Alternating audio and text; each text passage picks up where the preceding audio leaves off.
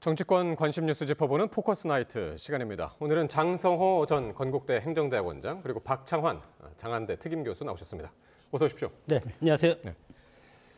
자, 이르면 오늘 공수처가 윤석열 대통령에 대한 체포영장을 집행할 것이다 라는 관측이 나왔습니다. 조금 전에 관사 앞에 보셨습니다만 여전히 소란스러운 그런 상황인데요. 지금 이제 밤 10시가 다 돼가는데도 아직까지 이루어지지 않았습니다. 네. 네. 언제쯤 이루어질까요? 오동훈 공수처장이 예의는 지킬 것이라는 그런 맥락을 긍정적으로 보면 네. 해석이 양면적이 있습니다. 예의를 지킬 것이라는 것은 대통령의 예우를 충실히 하겠다. 과거에 포승줄이라든가 수갑이라든가 이런 걸 사용하지 않겠다는 그런 뜻이 있는 반면에 지금 체포영장에 보면은 야간 체포도 가능하게 그렇게 예. 허가가 돼 있지 않습니까? 예. 일몰 후에도 그럼에도 불구하고 현직 이렇게. 대통령 신분이기 때문에 예. 일과 시간을 이용해서 정당하게 집행을 하겠다. 예. 그런 차원으로 저는 이제 보기 때문에 예. 그래서 지금 관저 앞에 여러 가지 지금 시위가 지지층과 반대층 양쪽에서 지금 상당히 크게 격돌하고 있지 않습니까? 예. 지금 현재는 윤석열 대통령을 지지하는 그런 지지층이 상당히 모여 있었는데 야간이 더 많이 빠진 것 같습니다. 이게 지금 죄송한데 이게 지금 현재 상황인가요? 그림이 어떻게 되죠? 지금 자료 그림이고요. 예, 어쨌든 집회를 계속 탄핵을 반대하는 측의 집회는 여전히 이 시간에도 지금 진행이 되고 있긴 합니다. 아마 아까 시위 상태를 보면 예. 야간도 야간 나름대로 별동대라든가 예. 이렇게 해서 상당수 인원이 일단은 교대로 여기에서 시위를 한다고 그런 어떤 언론 인터뷰를 제가 들은 밤새? 적이 있습니다. 네. 그렇군요. 박 교수님은 오늘 하루 종일 어떻게 보셨는지요? 한남동 상황을? 일단 윤석열 대통령이 사실상 예. 탄핵 반대 시위대를 선동을 하고 있는 상황이죠. 막아달라 이렇게 요구한 거나 마찬가지인 상황이기 때문에 혹시나 물리적인 충돌로 예. 불상사가 생기지 않을까 이런 우려도 들고 또 계엄 내란으로 국가를 위기로 몰아넣은 대통령이 예. 국민을 향해 정말로 이거는 반기를 드는 정도가 아니라 예. 내란을 지속적으로 선동하는 거를 가만히 보고 있어야 되는지 정말로 굉장히 분노한 하루였다 이렇게 봅니다. 예. 영장 집행이 빨리 이루어져야 될 텐데 지금 예의를 지키겠다 이랬고 그래서 밤늦게 새벽에 이렇게 하지는 않을 것 같아요. 그렇다고 주말까지 가기에는 주말이 되면은 이제 양쪽 탄핵 찬성 반대 집회가 대규모로 열릴 가능성이 매우 높거든요. 예. 그렇다면은 결국은 내일 오전 일찍 영장이 좀 집행되는 게 그나마 인원이 좀 가장 적은 가운데 예. 경찰의 질서 유지가 되는 가운데 예. 영장 집행이 가능하지 않을까. 그래서 오늘 밤이 지나고 나면 영장이 바로 집행될 가능성이 좀 높다고. 두 분 다 이제 밤 상황은 아닐 것 같다라고 이제 말씀하셨고 지금 내일 오전까지 지금 말씀하셨는데 오늘 낮 상황을 잠깐 보면은 진짜 그야말로 아수라장이었었는데 한남동 관저 앞이 지지자들이 골목길뿐만 아니라 그 골목길에 지지선을 둔 경찰을 뚫고 관저 앞 바로 앞까지 가서 들어놓는 상황도 네. 있었죠. 수십 명이. 네. 거기서 이제 경찰이 또 이제 경고를 하고 드러내는 그런 상황까지 있었고 상당히 어수선했습니다 오늘. 12.3 계엄이 발동되고 여러 가지 상당히 혼란스러운 그 와중에 네. 국민의힘 입장에서는 이것이 만약에 대통령이 탄핵을 의결해서 헌재로 간다면 헌재에서 판결 기간이 최장 6개월이지 않습니까? 네. 180일 동안 오늘과 같은 이런 보수와 진보의 극렬한 그런 시위라든가 국정 혼란 예. 이런 것이 있다고 분명히 경고를 했었고 예. 그렇기 때문에 여러 가지 조기 대선이라든가 아니면 어떤 권력구조 개편이라든가 이런 걸 통해서 질서 있는 퇴진이 필요하다. 왜냐하면 지난 박근혜 대통령 탄핵 결과 상당히 국가적으로 혼란스러웠지 않습니까? 예. 그때 당시는 박근혜 전 대통령은 모든 걸 체념하고 바로 헌재로 갔지만 지금 같은 경우는 대통령 입장에서는 이것이 나는 헌법이라든가 내란이 아니다. 예. 그렇기 때문에 지금 공조본의 수사 체포영장을 거부하는 것도 본인은 먼저 이것이 내란인지 아닌지 먼저 헌재에서 받고 나서 예. 그다음에 수사에 임하겠다 그런 취지로 보이기 때문에 지금 거부하고 있는 입장이라고 생각이 듭니다. 예. 이런 상황에서 봤을 때 지금 이것이 이제는 지금 체포영장이지만 앞으로 또 구속영장도 있을 것이고 또 여러 가지 상황이 더 격렬하게 엮일 수가 있지 않겠습니까? 예. 관저에서 끝나면 이것이 또 헌재 앞으로 할 겁니다. 그렇기 때문에 지금 뭐 여러 예. 가지 언론이라든가 기관이라든가 상당히 뭐 폭발물이라든가 이런 협박이라든가 이런 게 예. 상당히 지금 난무하고 있지 않습니까? 그래서 과연 이런 것들이 우리 예. 정치권에서 정말 다 우리 국민들의 이런 여러 가지 아주 적극적인 그런 참여, 이 쟁점에 대한 참여를 정치인들이 이것을 해소할 수 있겠습니까? 그런 것을 우리 국민의 입장에서는 상당히 우려한 것이 지금 드러나고 있다고 봅니다. 그러니까 요거는 좀 구체적으로 어떠신가요?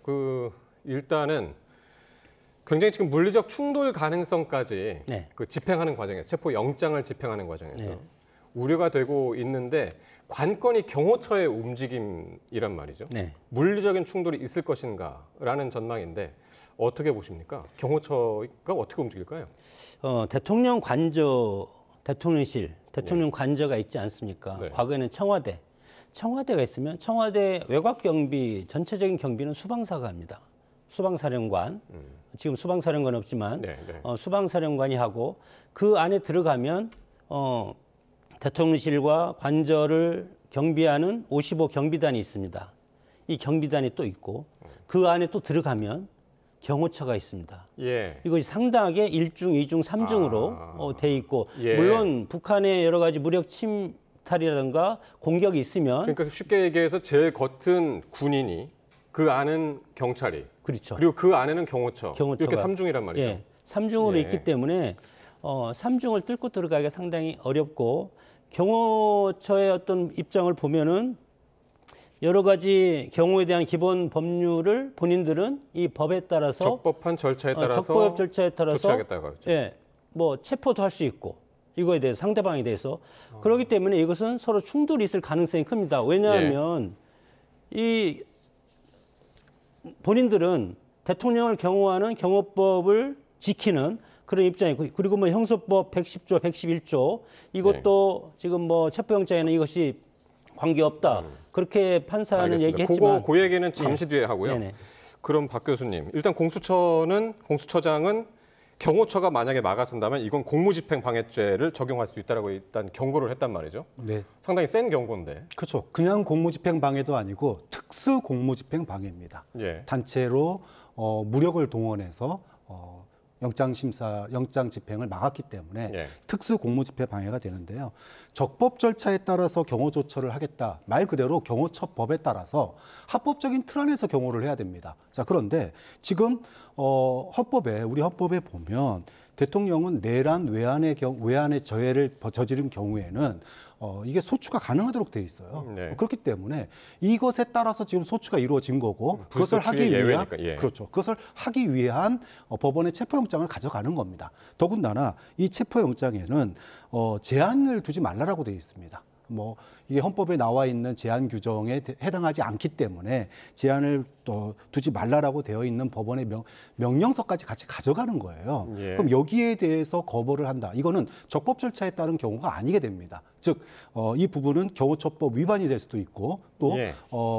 그 말 그대로 특수 공무집행 방해가 될 수 있기 때문에 예. 저는 뭐 경호처가 그렇게까지 강경하게 대응을 한다 그럴 경우에는 이거는 뭐 우리나라 사법 질서의 정면으로 이거는 위배되는 거다. 정면으로 예. 반항하는 거다. 그런 점에서 이런 무모한 저항을 하지 않을 거다라고 보고요.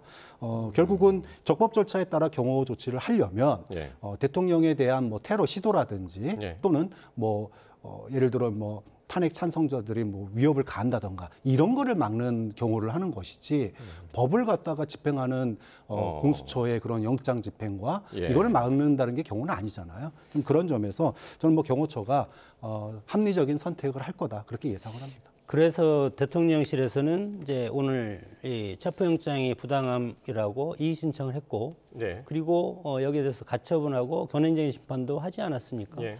그렇기 때문에 모든 것은 지금 우리가 왜 이렇게 혼란스럽습니까?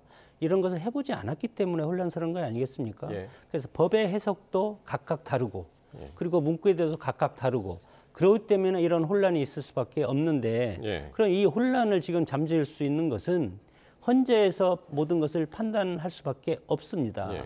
모든 지금 법적인 것을. 그렇기 때문에 물론 특수공무집행 방해죄라고 하면 여기서는 우리는 이거에 대해서 적당하게 하고 있고 그리고 왜 공수처가 내란죄를 수사하냐. 이것은 수사권이라는 것은 공조분이라는 어떤 기형적인 걸 만들어서 검찰이 할 걸 검찰이 경찰로 넘겼으면 내란죄가 수사가 됩니다. 예. 근데 검경 갈등이라든가 이런 것이 있었던지는 모르지만 검찰이 왜 경찰한테 안 넘기고 예. 공수처한테 넘겼을까? 그럼 공수처에서는 이것을 내란죄로 대통령을 수사할 수 있는 권한이 없기 때문에 수사권에 그래서 경찰을 끌어넣어서 공조본이라는 기형적인 조직을 만들어서 지금 내란 수사를 하고 있지 않습니까? 그걸 기형적인 조직이라고 보시나요? 저는 그렇게 공조본을? 봅니다. 왜냐하면 예. 수사권의 주체는 한 가지밖에 없습니다. 경찰이면 경찰, 검찰이면 검찰. 그래야지. 그러면 경찰이 있는 걸 조금 빌려가지고 공수처가 하면 이게 합법적이라고 생각이 듭니까? 그렇기 때문에 원래 이것은 합동수사본부 뭐 이런 건 있잖아요. 아니 합동수사본부는 있지만 예. 수사의 주체는 명확하게 한 군데밖에 없는 겁니다. 그렇기 때문에 예. 이것은 뭐 여러 가지 통설로 그렇게 돼 있고 예. 그렇기 때문에 대통령실 입장에서는 내란죄를 수사하면 검찰이 와라. 그렇게 지금 얘기하는 것이고 예. 아니 경찰이 오라는 거죠. 애초에 수사권을. 그러나 이것을 이제 공수처가 들어오니까 이거에 대해서 위법부당하다. 예. 그렇게 얘기를 하고 있는 것 같습니다. 근데 이제 변호인단이 공수처가 수사권이 없으니까 불법 수사고 영장도 무효다 이렇게 얘기하는 게 얼마나 웃긴 변명이냐면요. 국수본에서 경찰에서요 압수수색 영장 들고 갔었습니다. 경찰, 그 경찰서가 거부했었어요. 국수본에서. 당시에 윤석열 대통령이 거부했었어요. 합법적인 내란 수사권을 가지고 있는 국수본이 압수수색 영장 가져가고 심지어 출석 요구서도 보냈는데 여기에 일절 응하지 않았던 게 윤석열 대통령이고 경호처란 말이죠. 이제 와가지고 공수처는 수사권이 없으니까 안 된다, 불법이다, 영장 무효다. 이 얘기가 결국은 이제까지 앞서 말씀하셨던 것처럼 나는 지금 내가 뭐 내란죄 뭐 이런 게 중요한 게 아니라 지금 대통령의 지위를 잇느냐 마느냐 이게 중요하니까 나는 탄핵 심판 지금 헌법재판소하고 여기에 집중할 테니 수사는 나중에 이거 끝나면 와 이거잖아요. 그런데 내란의 현행범에 대해서 지금 주요 종사자들이 다 구속돼서 기소까지 되고 있는 마당에 내란의 우두머리에 대해서 경찰의 수사를 거부하니까 지금 공조본이 꾸려져가지고 국가적인 기구로서 수사를 하는 거예요. 근데 이걸 갖다가 불법이라는 이유로 회피를 하는 것은 결국은 수사를 받지 않겠다라고 하는 그런 변명에 불과하다. 아니 경찰이 좀 짧게 해주시죠. 경찰이 압수수색을 신청한 것은 형사소송법 제 110조 군사상 비밀을 요하는 장소는 그 책임자의 승낙 없이 압수수색할 수 없다고 돼 있지 않습니까? 그렇기 때문에 경호처 입장에서는 왜 들어왔습니까? 관저에 CCTV라든가 이런 걸 확보하기 위해서 들어온 것 아니겠습니까? 그것을 경호처에서는 정당한 법에 의해서 그런 걸 압수수색은 대통령의 승인이 없으면 할 수 없기 때문에 책임자의 승인을 그렇기 때문에 정당하게 거부한 겁니다. 인신구속 체포영장을 지금 그때 들고 온 건 아니지 않습니까? 그래서 그러니까 지금 그거 한번 보여주시죠. 형사소송법 110조, 111조 한번 보여주실까요? 예, 지금 말씀하신 바로 그 형사소송법 제 110조인데 이게 작은 제목 이렇습니다. 군사상 비밀과 압수수색에 관한 건데, 그러니까 1항이 10조 1항이 110조 1항 군사상 비밀을 요하는 장소는 그 책임자의 승낙 없이는 압수 또는 수색할 수 없다. 지금 이걸 말씀하셨고, 그리고 제 111조 한번 볼까요? 111조는 이제 공무상 비밀과 압수입니다. 앞서서는 이제 군사상이었고 지금은 공무상, 직무상 비밀을 요하는 장소의 경우 책임자의 승낙 없이는 압수 또는 수색할 수 없다라고 되어 있는데 지금 이 부분을 말씀하시면서 압수수색을 충분히 거부할 수 있다라는 근거 조항을 말씀하신 거죠? 예, 경찰이 들고 온 것은 체포영장, 법원이 발부한 체포영장이 아니고 경찰 스스로 가져온 압수수색 영장입니다. 그렇기 때문에 형사소송법 제 110조는 책임자의 승낙이 있고 그리고 형사소송법 제 111조는 물건에 관해서 그것을 그 책임자가 거부할 수 있다는 것이기 때문에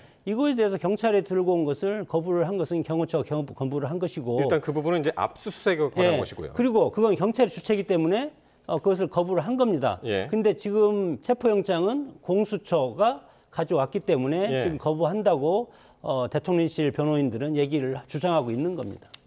예. 그러니까 지금 이 형사소송법 110조 그리고 111조 이게 왜 문제가 되고 있냐면 법원이 영장에다 그렇게 기재를 했죠. 형사소송법 이 110조, 111조 적용을 예외로 한다. 이게 적시가 됐기 때문에 지금 문제가 되고 있는데 그러니까 이게 예외로 한다라는 의미는 법원에서 왜 이 조항을 넣었을까요? 이거 어떻게 해석하십니까? 사실은 법원에서 예. 이 110조, 111조 적용을 예외로 한다는 문구를 굳이 안 넣어도 됐습니다. 예. 왜냐하면 지금 형사소송법 110조, 111조 2항을 보면 예. 국가의 중대한 이익을 해하는 경우를 제외하고는 승낙을 거부하지 못한다라고 돼 있습니다. 예. 그러니까 원칙적으로 이걸 다 받아들여야 되는 거예요. 그러니까 중대한 이익을 해야 하는 경우에는 승낙을 해야 한다. 그렇게 해석이 되는 그렇죠. 건가요? 중대한 이익, 국가의 이익에 정말로 국익에 정말 이거 위배가 된다. 예. 그랬을 때는 경호처가 거부할 수 있지만 그런 경우가 아니고서는 다 받아줘야 된다는 얘기입니다. 그런데 지금 지난번에 내란죄에 대한 압수수색 영장입니다. 이게 국가 이익을 해칩니까? 그럼 당연히 받았어야 되는 거예요. 그럼 1조에서 얘기한 1항에서 얘기한 책임자의 승낙이 중요한 거죠. 그럼 책임자는 지금 압수수색 영장이 국가의 중대한 이익을 침해한다라고 생각했기 때문에 거부했다라는 거잖아요. 그리고 그러면은 당시 경찰에서 소환 요구도 마찬가지입니다. 또 헌법재판소의 그 탄핵 관련 서류 접수도 마찬가지죠. 경호처가 다 반송했잖아요. 거부했잖아요. 국가의 중대한 이익을 해야 한다고 판단했습니까? 정말로 내란을 행한 것이 계엄과 내란 행위가 국가의 중대한 이익을 해야 한 건지 아니면 이거를 갖다가 조사하겠다라고 하는 게 국가의 중대한 이익을 해야 하는 건지 이거는 앞뒤가 바뀌어도 한참 바뀐 거다. 그래서 경호처가 이제까지 뭐 체포 소환 요구서도 그렇고 압수수색 영장도 그렇고 심지어는 헌법재판소의 서류마저도 경호처가 거부를 하니까 이번에 또 체포영장 가져가면 이 1항을 근거로 해서 또 못 들어옵니다. 이렇게 할까봐 법원에서 이거 2중, 3중으로 이거 절대 막지 마라. 110조, 111조 1항은 여기서 지금 예외가 되는 거다. 지금 내란으로 소추되는 과정이다. 그렇기 때문에 막으면 안 된다라고 명령에 같이 넣은 거예요. 혹시라도 있을지 모를 불상사나 체포영장 거부, 수색영장 거부를 갖다 막지 말라고 하는 의미를 넣은 건데 저는 이거는 이미 2항에서 이미 언급하고 있는 내용을 경호처가 지금 억지로 그걸 막으니까 하다못해 이거라도 넣어서 한 번 더 영장 집행이 가능하도록 저는 경호처에게 명령을 내린 거다 이렇게 보시면 되죠. 장 교수님 말씀 다시 듣기 전에 이제 잠깐 요약을 하자면은 이 110조하고 111조에서는 1항에서는 이게 압수수색을 할 수 없는 조건을 이야기한 것이고, 근데 2항에서는 그럼에도 불구하고 이러이러한 경우에서는 할 수 있다라는 2항을 얘기한 것인데 주로 지금 1항이 부각이 되면서 할 수 없는 조건들이 이제 계속해서 나왔고, 근데 2항을 보면은 할 수 있다. 왜냐하면 국가의 중대한 이익을 해야 하는 경우에는 할 수 있다는 2항을 지금 계속 말씀하신 거예요. 예. 뭐 법을 얘기하니까 네. 법적으로 얘기하면 영장 판사의 권한 남용이 아닐까 저는 그렇게 생각하고 국내임도 오늘 발표를 그렇게 했습니다. 이것은 그것을 넣음으로써 영장 전체가 무효가 될 정도의 심각한 위법을 영장 발부 판사가 했다.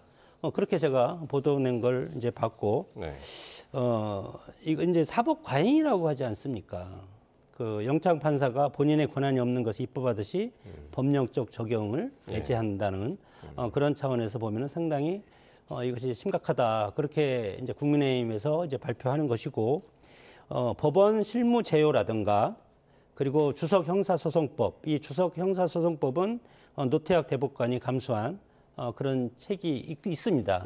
그리고 그런 뭐 형사소송법 제 110조, 111조를 넣는 그 위치에는 그런 것을 넣는 것이 아니고 그 일몰 전이나 일몰 후에도 이것을 할 수 있다. 그런 부기적인 그런 걸 넣을 수 있다고 합니다. 제가 뭐 법조인은 아니지만 그리고 이거와 똑같은 것이 2017년도 특검 때도 똑같은 문제가 발생을 했습니다.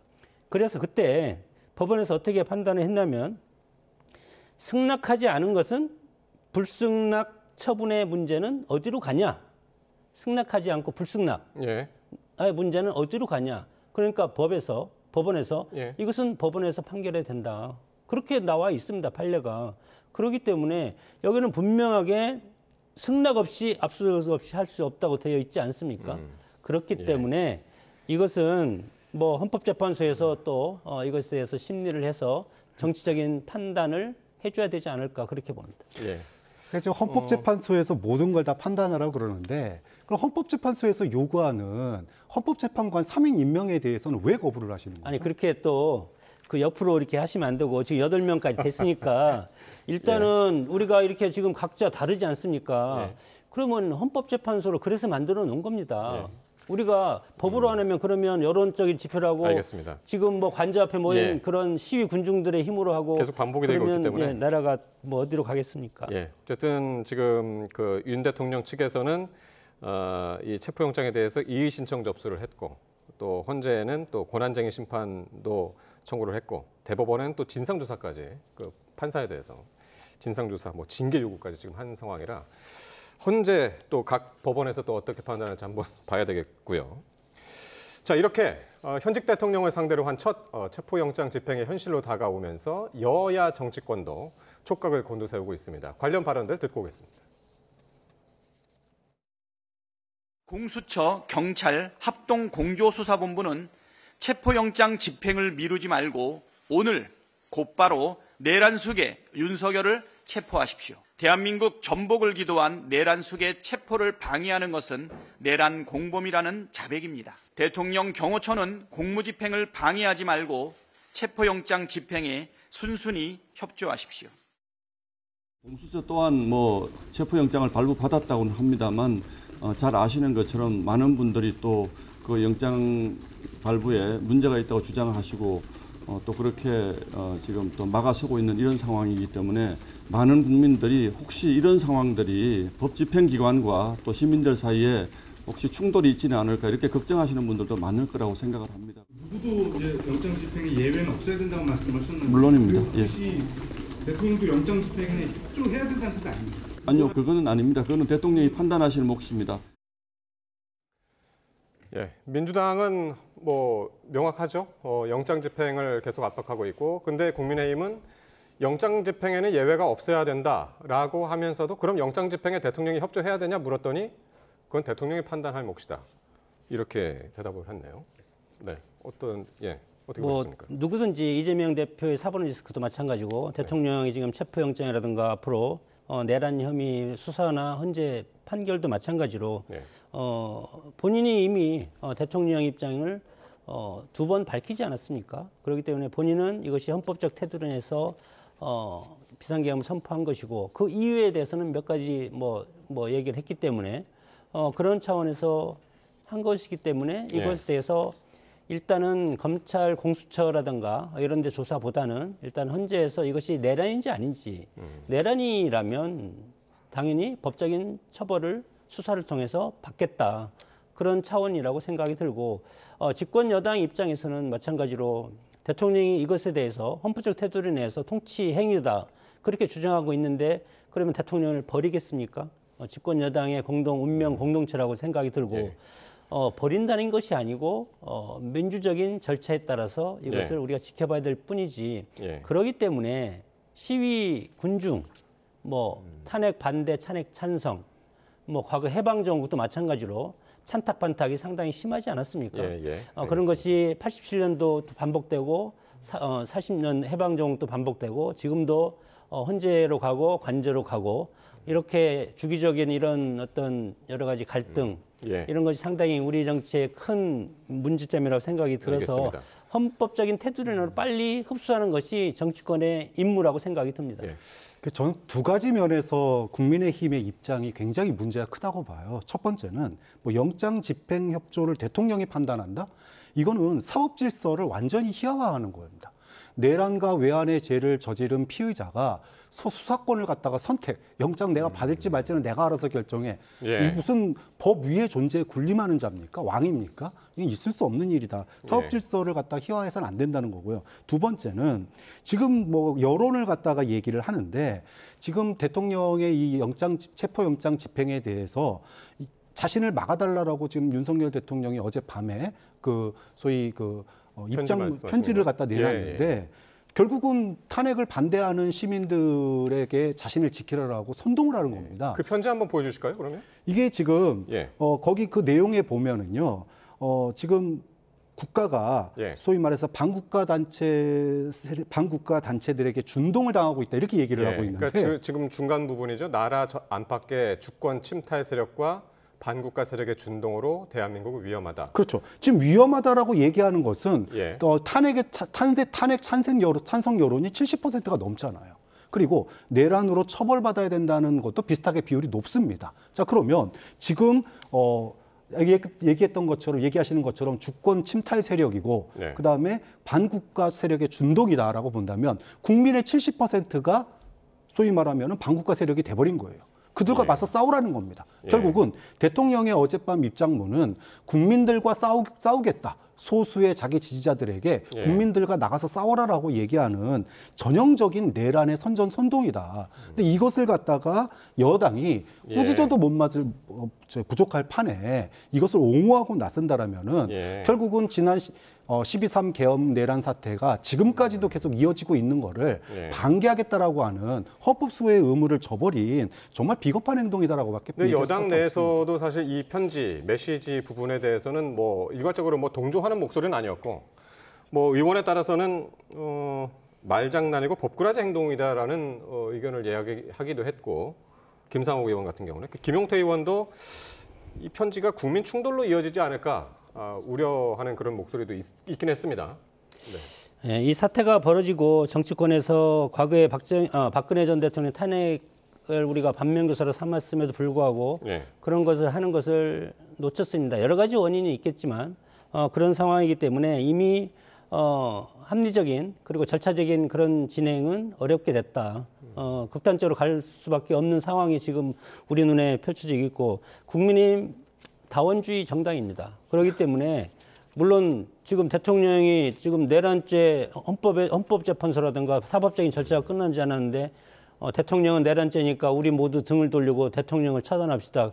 그렇게 해야 되겠습니까? 그것은 인민재판식이라고 저는 생각이 들고 어차피 민주주의는 시간이 걸리고 법적인 그리고 절차 이런 것이 필요하고 최대한 6개월은 참아야 되지 않겠습니까? 헌재가 6개월이니까 6개월을 하던 뭐 2개월을 하던 예. 헌재 재판까지는 참을는데 그 참는 기간에 여러 가지 지지층과 반대층이 극렬하게 부딪히는 것을 이미 우리가 박근혜 전 대통령 탄핵 때 봐왔습니다. 예. 그리고 그걸 그런 좀 뭐 이제 또다시 반복될까 봐 우려가 되는 거였죠. 예, 예. 그러니까 반복되고 있지 않습니까? 이게 그러니까요. 반복되고 있고 반복될 수밖에 없다 그렇게 보는데 이런 것을 혼란을 질서로 유지하는 것이 정치권이고 정당이고 이런 건데 지금 정당과 정치권이 과연 이것을 해소하기 위해서 노력을 한다고는 하지만 안정을 위해서 노력한다고는 예. 하지만 서로 지금 극렬하게 대립하고 있지 않습니까? 이런 예. 것이 과연 우리 정치권의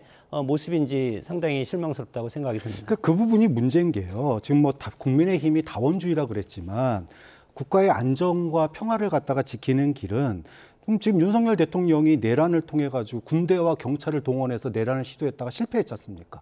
이걸 꾸짖어도 못 막을 판에 탄핵에 반대했어요. 또 지금에서는 그렇게 해서 지금 소위 말해서 그 대통령이 사실상 지금 뭐 탄핵을 당한 상태인데 이번에는 지지자들을 갖다가 선전선동해서 내란을 유지하려고 합니다. 그러면 이 부분에 대해서는 준엄하게 꾸짖어야 되는데 또 이 부분에 대해서도 그거는 대통령이 판단할 문제다 이렇게 하고 또 어떤 국회의원은 그 앞에 가가지고 우리가 대통령을 지키지 못했습니다. 예. 앞으로 우리 지킵시다. 이렇게 선전선동하고 있는 게 예. 어떻게 국가의 평화가 안전을 가져다 어쨌든 저 주겠습니까? 메시지 자체가 그 대국민 뭐 담화를 통해서가 아니라 어쨌든 그 관저 앞에서 시위를 하고 있는 지지자들한테 이제 직접적으로 보낸 메시지이기 때문에 그러니까 저게 지지자들 그 앞에 추운데 고생하는데 저런 말도 못 합니까? 그래서 이제 그리고 그것을 있는 그대로 해야지. 그것을 해석하면 끝이 없고 이것을 뭐 나는 10을 얘기했는데 그 100으로 확산해서 하는 게 언론이라면 언론이고 국민이라면 국민인데 그것을 있는 그대로 저는 봤으면 좋겠고 만약에 국민의힘 마찬가지입니다. 지금 헌재에서 만약에 대통령이 알겠습니다. 탄핵이 돼서 파면이 된다면 예. 국민의 심판 받아야죠. 알겠습니다. 심판받고 충분히 정치적 말씀 책임을 지면 됩니다. 예. 그때 가서. 자, 다음 이야기 할 텐데요. 최상목 대통령 권한대행이 헌법재판관 2명을 임명했죠. 엊그저께.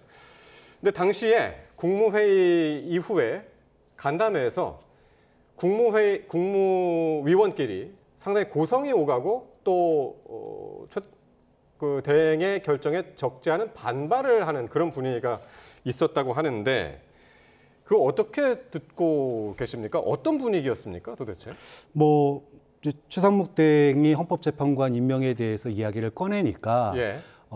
국무위원도 아니고 거기에 배석했던 예. 뭐 김태규 방통위 대행, 예. 방통위원장 대행 뭐 이런 분들 몇 분이서 격렬하게 항의를 했다고 그래요. 그러니까 이런 걸 왜 하냐? 표에 나오네요. 지금 표에 나오는데 이날 이제 그 국무회의가 이제 오후 4시 반에 있었지 않습니까? 거기서 이제 헌법재판관 2명 임명한다고 그랬더니 왼쪽에 계신 분들이 항의했던 분들, 김태규 방통위원장 대행, 그리고 이완규 법제처장, 유상임 과기정통부 장관, 또 김문수 고용부 장관. 그 오른쪽에서는 이제 최상목 대행을 지지했던 분들이죠. 조태열 외교부 장관, 유인촌 장관, 그리고 김환석 환경부 장관. 상당히 격렬하게 이제 오갔었나 봅니다, 말들이. 그러니까 저걸 보면서 국민들이 뭐라고 느끼냐 하면은요. 대통령이 계엄과 내란을 갖다가 벌였을 때는 끽소리도 못하고 반대도 못하고 사직서도 나 이 자리에서 날 죽이고 가시오 이런 얘기도 못하던 분들이 지금 탄핵이 되고 거기고 헌법재판소나 대법원에서도 임명해야 된다라고 얘기를 하고 있는 상황에서 예. 국가의 안정, 경제의 안정을 위해서 임명을 하겠다. 거부권도 없어요, 사실은요. 그럼 갖다가 임명하는데 거기에 대해서 마치 이제 국가를 갖다가 대단한 고난도 없는데 임명한다고 이렇게 반발을 하는 게 그러면 국민들 입장에서 보면 정말 가소롭고 웃긴 얘기다 이거. 그러니까 왜 최상목 그런 권한대행이 국무위원들하고 논의 없이 결정을 했을까요? 국무위원과 논의를 하는 게 없이 한 게 아니고요. 예. 이 부분에 대해서 이제 같이 얘기를 하자 그랬더니 예. 거기에 대해서 이제 반발을 했고 또 이제 다른 국무위원들은 지금 이렇게 해야 된다라고 얘기를 하고 이제 논쟁이 끝나지 않으니까 내가 결정하겠다. 그러고 이제 가서 결정을 한 거잖아요. 그래서 저는 최상목 대행의 그 선택은 뭐 부족하지만 어쨌든 헌법재판소나 대법원에서의 요구를 갖다가 받아들인 거고 또 국회에서 선출한 3명이에요. 이걸 갖다가 대통령도 거부권이 없습니다. 이 부분은 그냥 형식적으로 임명해 주는 과정인데 예. 지금 이걸 갖다가 하지 않았을 경우에 대한민국의 불확실성이 경제적 위기로 올 수 있다라고 하는 그 판단으로 결국은 받아들인 거잖아요. 좀 그런 점에서 네. 여기서 대해서 문제 제기한 국무위원들 또는 배석자들이 이거는 속고되져야 될 문제라고 봅니다. 뭐 그러면 그분들도 다 처단해야 됩니까? 그런 건 아니라고 봅니다. 민주주의는 대화 토론과 법에 따라서 해야 되는 것이지 거기에 비판했다고 고발하고 처단하다고 한다면 그것은 국가가 아니라고 생각이 들고 지금 최상목 권한 대행의 권한 대행 정말 황당하고 독단적이다 이렇게 생각하고 앞뒤가 맞지 않는 이율 배반적인 행동을 했다고 봅니다. 왜냐하면 12.3 계엄 국무회의 때 본인은 계엄에 절대 반대했다고 언론을 통해서 얘기했고 그리고 뛰쳐나갔다고 했습니다. 그런데 국무회의는 심의 의결 기관입니다. 물론 의결 심의해도 그러면 똑같은 원리입니다. 국무회의에서 심의에서 반대자가 있어도 본인이 독단적 결정하면 비상국무회의 때도 마찬가지로 윤석열 대통령이 반대가 많음에도 불구하고 2-3명이 찬성하면 예. 그냥 이것도 찬성으로 봐야 되는 거 아닙니까? 이율 배반적인 행동을 했고 국무회의 심의기관에 지금 뭐 노동부 장관이라든가 여러 명이 방통위원장을 비롯해서 사표를 낼 정도로 그래서 본인도 월권이라고 인정을 했지 않습니까? 그런데 왜 이것을 통과시키고 3명 다 임명하는 것도 아니고 2명만 뽑아서 그럼 대통령이 2명 선택권이 헌법에 있습니까? 네. 없지 않습니까? 이것은 나중에 권한대행이 끝나고 나중에 법적으로 문제가 될 가능성이 상당히 큰 문제라고 봅니다. 최상목 대행이 경제부총리죠, 원래. 네. 경제부총리고 그래서 이제 불확실성이라는 것에 대해서 이제 상당히 민감하게 반응을 했다는 게 이제 정부 관계자들의 이야기거든요. 그래서 이제 나라 경제를 생각했을 때 여기서 불확실성이 계속 이어진다면 굉장히 힘들 것이다. 그리고 이제 본인이 만약에 여기서 또 탄핵이 된다면 그 다음은 이제 이주호 사회부총리이기 때문에 경제까지 컨트롤할 수 없을 것이다. 그 부분을 상당히 염려했다고 전해지던데요. 그것은 꿈보다 해몽이 더 좋다고 생각이 듭니다. 예. 경제 뭐 최성호 부총리가 있어야만 뭐 운영되고 차관회 하면 또 안 됩니까? 그건 어차피 또 탄핵을 하면 또 밑으로 내려가는 것이고 계속 줄탄핵하면 그럼에도 불구하고 그런 네. 상황 인식이 중요한 것이 아니고 지금 형식적인 절차가 지금 중요하다고 저는 생각이 드는 거고 물론 경제부총리가 꼭 필요하죠. 우리 경제가 상당히 위중하니까. 네. 그럼에도 불구하고 이 혼란을 하루아침에 지금 이루어지지 않고 몇 개월 걸리지 않습니까? 그렇기 때문에 질서 있는 그런 것들이 필요한데 2명 임명하고 1명은 또 임명하는 것도 민주당 권한쟁의 심판 또 국회에 좀 하고 예. 이렇게 되면 이것도 아니고 저것도 아니고 그렇기 때문에 일관성 있는 그런 예. 행정을 정치력을 보여주지 못했다. 네. 저는 그렇게 마지막으로 박 생각합니다. 교수님 말씀 듣겠습니다. 그 정치적인 안정을 가져오기 위한 가장 빠른 방법은 윤석열 대통령이 지금이라도 하야하면 됩니다. 온 국민이 개헌 내란이 잘못됐고 국민의힘도 개헌 내란 잘못됐다라고 얘기하잖아요. 그리고 지금 헌법재판소에서도 뭐 판결이 뭐 좀 있으면 나겠지만 많은 국민들의 의사에 따르는 게 민주주의 아닙니까? 그럼 윤석열 대통령이 정말로 국가를 위한다면 지금이라도 하야해라. 그게 국가를 갖다 가장 빠르게 안정시키는 거고 국가의 미래의 불확실성, 경제의 불확실성을 가장 빨리 처분하는 길이다라고 봅니다. 알겠습니다. 두 분 말씀 여기까지 듣겠습니다. 장성호 전 건국대 행정대학원장, 박창원 장한대 특임교수였습니다. 두 분 고맙습니다.